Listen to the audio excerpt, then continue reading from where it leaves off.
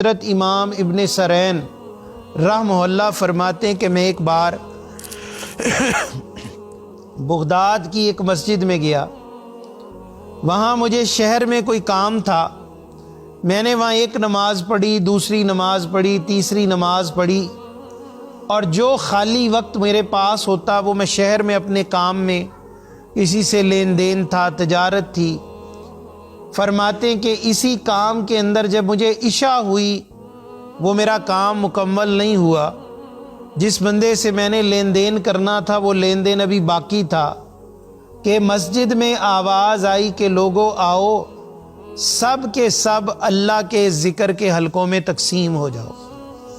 فرمایا میں نے دیکھا کچھ لوگ قرآن کریم پڑھنا لگ گئے اور کچھ قرآن کریم پڑھانے لگ گئے. کچھ لوگ علم فقہ سیکھنے لگ گئے، یعنی دین کے مسائل جو اب ہم سیکھ رہے ہیں، اور اسی طرح کچھ لوگ انہیں سکھانے لگ گئے. فرمایا کچھ لوگ نوافل میں مشغول ہو گئے، اور میں تذبذب میں رہا کہ میں کس ٹولی کی ہمراہی میں بیٹھوں، قرآن پڑھنے والوں کی، ذکر کرنے والوں کی، نوافل پڑھنے والوں کی، یا جو علم فقہ سیکھ اور سکھا رہے ہیں.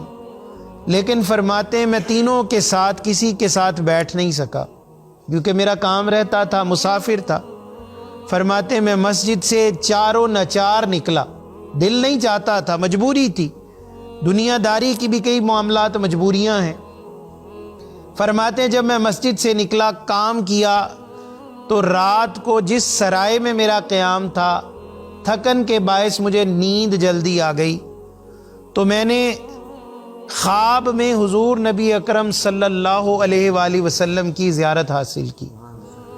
حضور نبی اکرم صلی اللہ علیہ وآلہ وسلم نے فرمایا اے ابن سرین، اگر تو آج بغداد کی ایک مجلس اختیار کر لیتا تو وہاں ضرور بے ضرور اللہ کے فرشتوں کا ہم نشین ہو جاتا. میں نے عرض کی یا رسول اللہ صلی اللہ علیہ وآلہ وسلم، ان مجالس میں کیا واقعی اللہ کے فرشتے آتے ہیں؟ میرے محبوب علیہ الصلوۃ والسلام نے فرمایا کیا تجھے شک ہے؟ تو نے میرے صحابہ سے حدیث نہیں سنی؟ عرض کی یا رسول اللہ شک نہیں ہے، تصدیق قلب کے لیے کہہ رہا ہوں. تو میرے آقا نبی اکرم صلی اللہ علیہ وآلہ وسلم نے فرمایا تو اگر کسی ایک مجلس میں بھی بیٹھ جاتا وہاں اللہ کے فرشتوں کا ضرور بے ضرور ہم نشین ہوتا. اور ان میں ایک مجلس ایسی بھی تھی جس میں جبریل امین خود آ کر بیٹھے تھے. وہ جبریل امین جو اللہ کے نبیوں کے چاکر ہیں، جو اللہ کے نبیوں کی طرف وحی لے کے آتے ہیں. تو آپ فرماتے ہیں میں نے مشتاق یعنی اشتیاق سے پوچھا، بڑے دل جو میرا ٹوٹ چکا تھا کہ میں اتنی بڑی سعادت سے محروم ہو گیا، بڑی بے چینی سے پوچھا یا رسول اللہ اگر ان مجلس میں ایک ایسی مجلس جہاں جبرائیل ہوتے تو وہ کون سی مجلس ہوتی؟